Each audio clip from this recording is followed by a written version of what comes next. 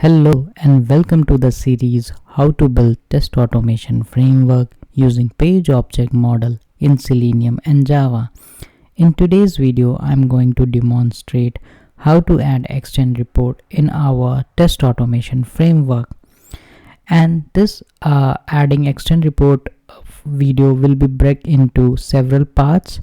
And in the first part, I'm going to demonstrate the required dependency which we need to add in our framework. So let's begin.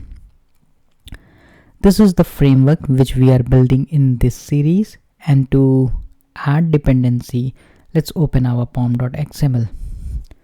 I have already added the dependency which we require for extend report, and this is the only one dependency which we require.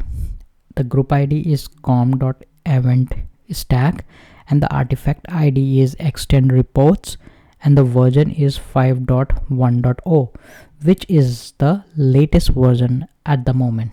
So let's see. Let's open the Maven repository.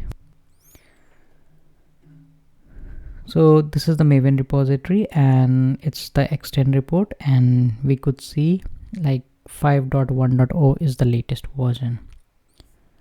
So in the next video, I'm going to demonstrate how we can generate or create an extend report.